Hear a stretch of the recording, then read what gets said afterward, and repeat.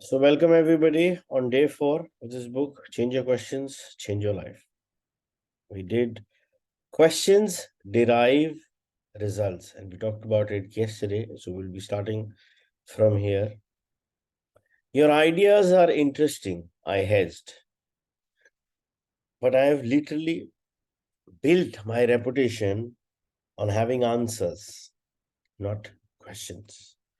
Fortunately, Joseph continued, the route from being an answer man to becoming a question man is much shorter than you might think.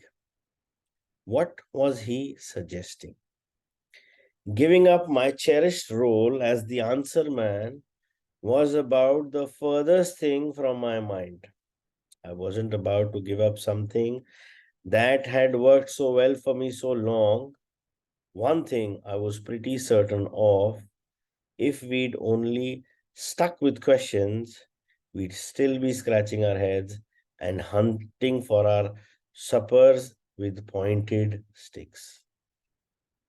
Joseph removed his glasses and paused, as if contemplating what he was going to say next. Then he spoke in a slow, even voice. Ben, you've got to face facts here. You are in trouble. One of your greatest assets, being the answer man, has turned into a liability. And that's the bottom line. As Joseph spoke, I imagined Grace sitting here in Joseph's office with me. Truly, she would applaud what he was saying. A big knot tightened in my belly. If being the answer man was still working for you, Joseph continued, you wouldn't have spent the night in your office writing your resignation. Alexa told me about that. I know you were coming from. I know where you were coming from. I've had my own share of all night debates with the walls of my office. There is where I think I can help you, he said. Alexa has been watching your career for a long time. She believes you've got great potential and she's obviously invested a lot in you. But she also thinks that without some big changes, you won't make it at QTech. She knows you pretty well, Ben. Before she hired you, she shared her concerns with me about bringing you into the company. If I'm not mistaken, she also told you what she was worried about. Alexa is not exactly a shrinking violet. We both laughed at that comment, and I was grateful for a moment of levity. Alexa was about the most forthright human being I've ever met. She never beat around the bush. With more than a little embarrassment, I remember her exact words the day she hired me. Ben, I'm bringing you in because you're absolutely the best in your field. I'm completely confident about your technical acumen, which we need for the new markets we plan to open up. What I am not as comfortable with is your people skills. That's why you need to improve if you're going to make it as a leader. I am gambling on you, but I plan on winning this bet. So here he is in a situation where his forte, उसकी सबसे अच्छी आदत, his core quality of being an answer man is right now in front of him, where that is the biggest challenge for his career and for his personal life as well, because that's actually affecting his personal life as well. You know, it happens in life in a lot of times. Not your core strengths will work in different phases of life.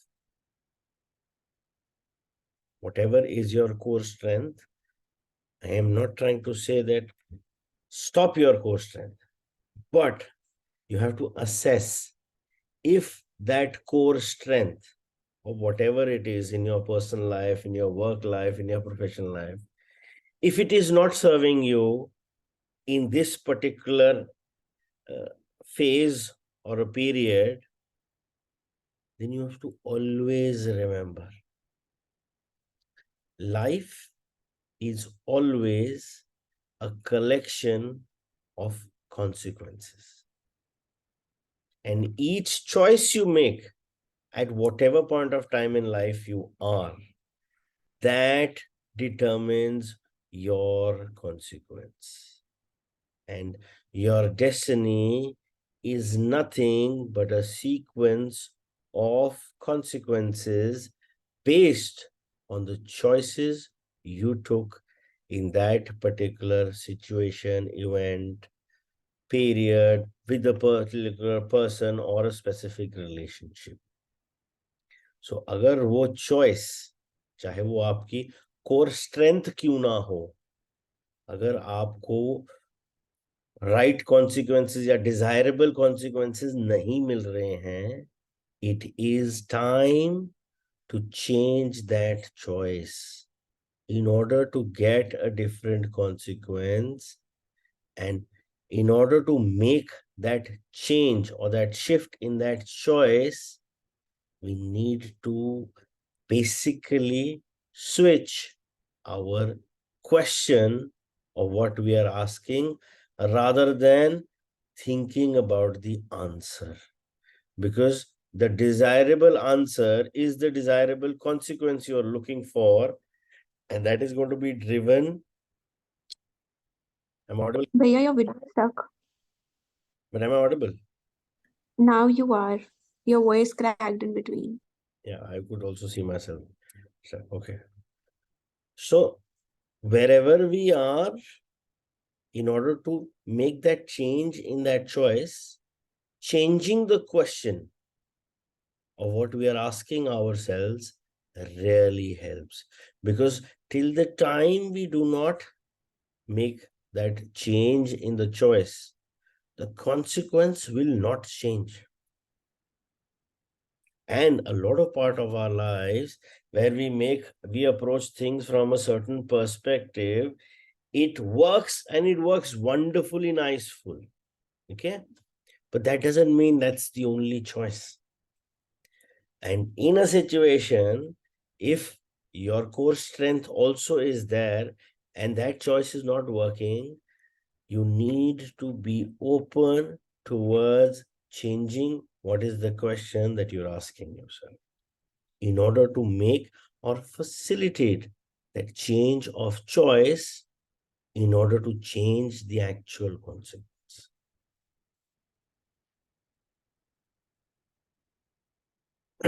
At that time, I had brushed off Alexa's warning. Instead, I had immediately called Grace to tell her about my great hoop.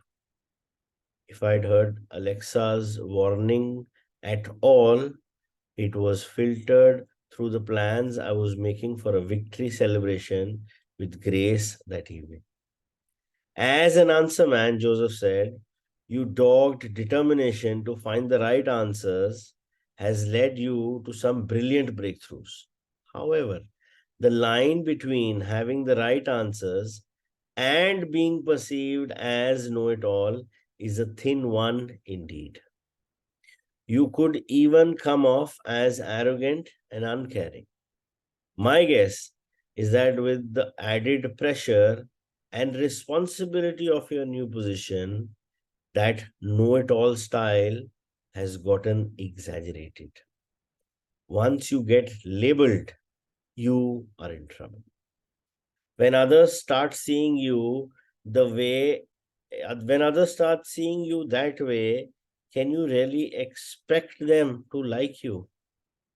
It's not exactly an ideal leadership profile. Who's running a popularity contest here? I countered. In my mind, a good leader has one responsibility: get the job done and see that others follow through on their assignments. Nobody on my team was producing. Whenever you are interacting with other people as a leader, Joseph said, You want them to take initiatives, ask questions, come up with answers that maybe you hadn't thought of yourself. Your accomplishments come from the total efforts of the people you are working with, not just from your own solitary work. Joseph went to his desk and took out something from his side drawer. As he handed it to me, I read the title, Question Thinking Workbook. I began flipping through the pages. If it's true that you're coming across as a know it all, he continued, which is the downfall of the answer man, you don't leave much room for anyone else. You are great at the technical stuff, Ben, but your present job requires much more than that. You're working with people, not objects. Where people are concerned, there is a certain magic in getting just the right mixture between questions and answers. I can offer this suggestion. Start by asking more and telling a lot less. The most effective communication is usually far more about asking and less about telling. How else can you make room for a new information from other people? Conventional wisdom has it turned around 80% telling and 20% asking. Ben, it's vital for you to ask more questions, not just about technical matters, but about people. Question like, what can I do to get people more engaged and working together effectively? Seems to me you are overemphasizing questions, I said. Everyone has questions. That's a no brainer. But it's the guy with answers who make things happen. Face it, Ben, you've hit a wall. Are you going to climb over it? Alexa is convinced you will. It's your choice, not mine. So I can't answer the question for you. However, there are some questions you might ask yourself. Do I listen to people's questions and suggestions? Do people feel respected by me? Do I encourage others to take initiative, ask questions, and contribute their own ideas? You look perplexed, Joseph said. Want to share what's going on with you? It doesn't matter which position or which area of your life are we talking about. Even if you are at home, when you're working with your children or you're doing anything with your children, you are in a leadership role and you're in a much more uh, important leadership role because your children are going to do each and everything you do. They're going to replicate each and every moment, each and every action of yours. And similarly, when you're in a work organization and when you are climbing up the ladder towards a leadership role where you have people who are looking up to you, it's more important to get everybody's energy to create a synergy in the organization. And one of the fantastic ways of creating synergies is asking questions in order to get more people, more brains to work towards whatever is it that is you're working for. And similarly, when you are at home working with your children, it's very important to ask them questions and instill this habit of asking questions. See, because it's very clear. अगर कोई बंदा questions नहीं पूछ रहा है तो दो चीजें हैं. One, he is an answer man, he knows it all. And he's closed his door for further knowledge. Very clear. The other perspective comes when he asks questions that he might know something or he might not know anything, but he is open to learning. So rather than asking कि क्या हो रहा है, I had the answers. Start by asking this self, am I open? Am I open to questions? Am I open to suggestions? Do people around me feel respected? Do I encourage others to take initiative? Or is it that the initiative has to be forced upon them? Because anything and everything that is forced upon an individual will not give you the desired results and will not be long lasting, because that is not their creation, that is not their baby. It's only when you ask the appropriate questions and they come up with the appropriate answers, that becomes their baby, that becomes their creation, and that is where they automatically step in the role of responsibility for what is now desired from them. Because if it's my creation, मैंने बनाया है या मेरा baby है, I will be 101% responsible for the same. But if that same creation or that same answer has been given to me by people, कि ये कर दे, ये अच्छा होगा तेरे लिए, I will do it, but not not with the full heart. But if that same thing comes to me and I realize, yes, this is my baby, this is my creation, I will give my 101%. That's exactly what we need to get from people working with us. That's exactly what we need to get from our children, that they take full responsibility for whatever is it that is their creation, or whatever is it that is their baby.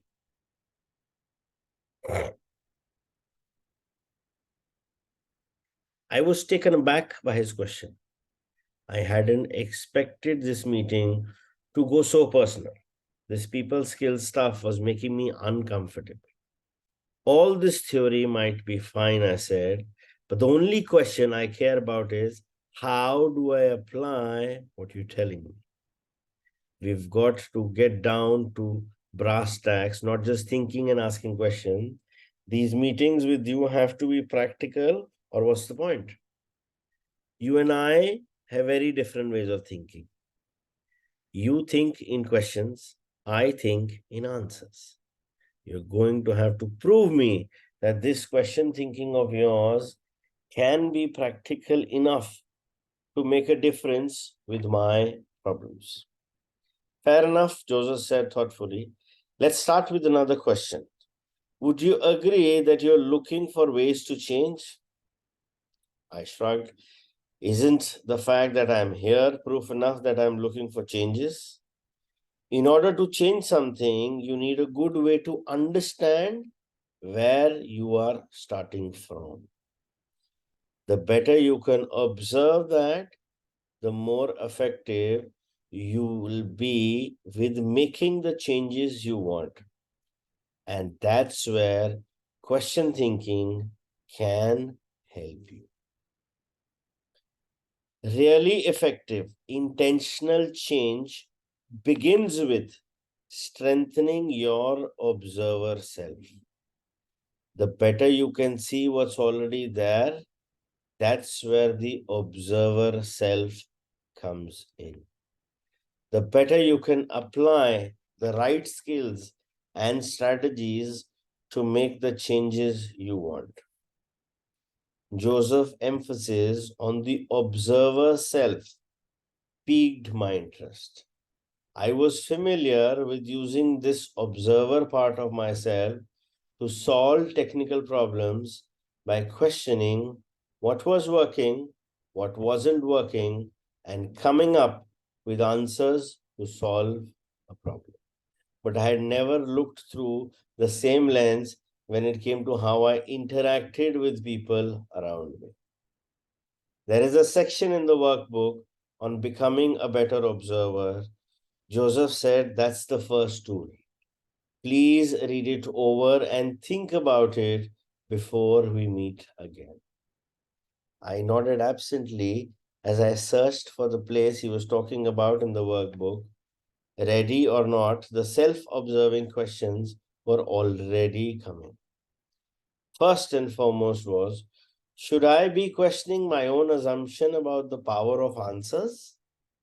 I was beginning to suspect I might miss something important if I didn't listen to Joseph.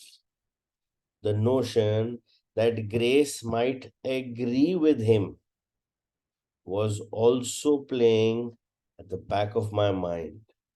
Was I doing too much telling and not enough asking with her? I suspect I already knew the answer to that question.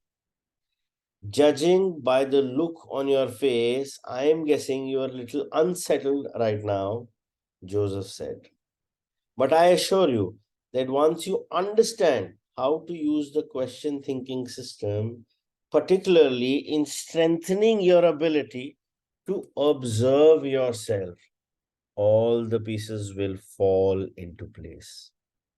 Think of this workbook as a map that will guide you into this world of questions. You have no idea what a powerful difference this can make for your career.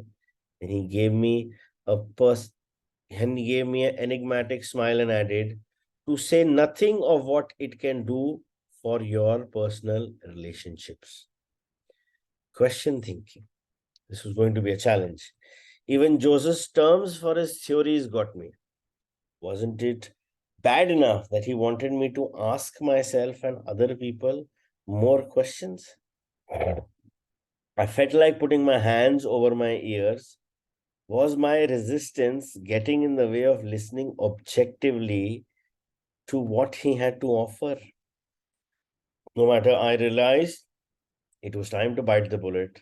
I had to try what he had to offer. What choice did I have? I was desperate. This system of new tools and processes will make you more efficient, productive, and successful. Joseph continued, and I think you'll agree there is nothing more practical than that. In the end, I believe you'll be able to make a quantum leap out of your present quandary despite your doubts. I am with Alexa on this one, and I am betting on your success. At this point, Joseph declared an intermission, as he jokingly called it. It made made a quick call back to office. There was nothing that couldn't wait, which was a relief. I was feeling pretty shaken up. I decided that when I left Joseph's office, I would go to a quiet coffee shop, skim his workbook, and think about my next moves. Did Joseph understand my strengths as an answer man? Or was I missing something? Or was he? Minutes later, standing in mirrored elevator, I looked up to catch my reflection. Staring back at me was the face of a stranger, me, filled with tension and frustration. Was this the face that Grace had been looking at for the past few months? Truth be told, I wasn't sure I want to hang around that guy myself. Could I really change as Alexa and Joseph seemed to believe? And did I really want to? Maybe I should accept my strengths as a guy who's an expert on answers. Maybe I really wasn't leadership material.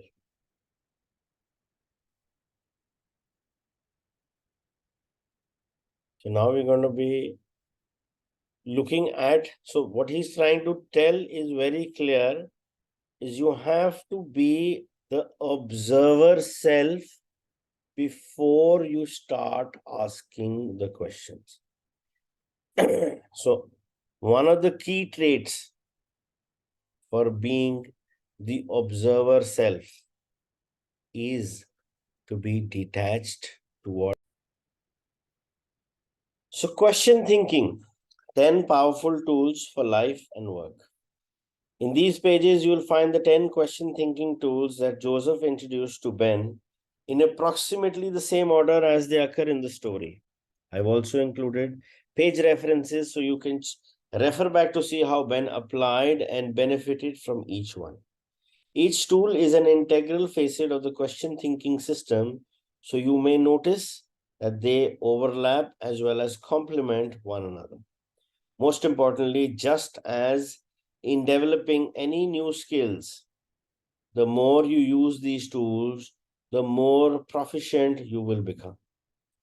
Many companies use the book, including the material in this tool section, as basis for discussion groups focused on team collaboration, productivity, and innovation. Many also post copies of the choice map. So choice map will come later in chapter 3. We'll get to that. In their offices and meeting rooms, another possibility is to use these tools to supplement some of the QT web-based learnings offered by Inquiry Institute. As you learned through the story, QTech also makes a positive difference for people in their personal lives, including with concerns about relationship, finances, health, weight. Self-help groups, book clubs, and church groups actively use the ideas and principles in Change Your Question, Change Your Life for study and guidance. I'd love to hear from you. It would be especially great to receive stories about how question thinking has made a difference anywhere in your life, at work and at home. So there are 10 tools which have been identified by the author. So we will be using tool number 1. Tool number 1 talks about, and this is the homework for today, guys. Tool number 1 talks about empower your observer. Now, the purpose of this exercise is to develop the ability to be still, calm, and present with ourselves and others. This capacity is the foundation of equanimity that helps us become more centered, resourceful, and strategic. In chapter 2, Ben begins learning how to stand outside himself and non-judgmentally witness his thoughts, feelings, and actions. That is the observer self. Joseph explains that we all have this observer capacity. It is sometimes experienced as a feeling of watching a movie in which we are one of the actors. The more we develop our observer capacity, the more in charge we can be of our thoughts, feelings, and actions, and the less we can be controlled by people and events outside ourselves. From the position of observer, we have the ability to simply notice what is. Somewhat detached from our own thoughts and feelings, we become more able to distinguish between our own sense of what's true and what's actually happening around you. It's a way of being more mindful of the role our emotions, opinions, or attachments play in how we view the world. Many spiritual and philosophical traditions recognize this observer capacity as a natural ability that is strengthened by practices such as meditation and the ones described in this section. So when we are talking about this observer capacity, it's when we are detached from our own selves and without any judgments, we are just seeing what is happening, what are the emotions flowing, what is the feeling going through, without being attached that this is my own feeling. So even when you're talking about being mindful, you have to be in that observer mindset, okay, where you're not judging what is happening, but it is just a factual description of whatever is happening. So it's just narrating the facts without being attached to the story attached with that fact. That's the observer self. It is ever possible to become 100% objective and open to what's true and real? Probably not. But switching into observer mode to any degree is an invaluable skill for negotiating change, making decisions, operating effectively under pressure, and relating well to others. From the observer self, we are in an ideal position to recognize the kind of questions we are asking and switch to learner when we find ourselves on the judge's path. Here are three simple ways to start empowering our observer capacity. Number one, practice number one for today. The next time your phone rings at home or at work, stay still and just let it ring. In fact, listen to the ringing. As you do, observe your reaction to the ringing, such as your desire to act by rushing to the phone and picking it up. Carefully observe what's going through your mind and body without taking action, that is, answering the phone, or becoming attached to the thoughts and feelings that are triggered by the ringing phone. If you wish, imagine that your thoughts and feelings are like clouds moving across the sky, and you are simply and calmly watching the shifting picture. That's number one practice, to empower your observer self, the non judgmental self. Practice number two, when you get into a challenging situation where you have an impulse to act, or you have thoughts or feelings you want to express, just step into your observer mode. Remind yourself that just as with the ringing phone, you do not have to answer those impulses. You can learn to simply watch. Then, when you do take action, you will be more thoughtful, strategic, and mindful of potential outcomes. Practice number three, the next time you are faced with an important choice, or when you notice you've been hijacked by the judger, that's the judger mindset, take a few quiet minutes to be alone. Sit quietly, noting whatever you are thinking, feeling, or wanting at that moment. Promise yourself that regardless of what you observe, this is not yet a time for action. Simply observe and note.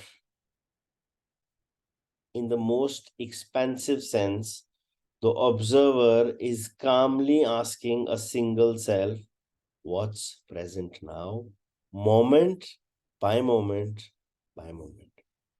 As your observer becomes more robust and effective, you will become better and better at recognize when you're in the judger and simply accepting that this is a momentarily the way it is. It is in this moment of wake up, noting where you are, that grants each of us the liberating power of true choice.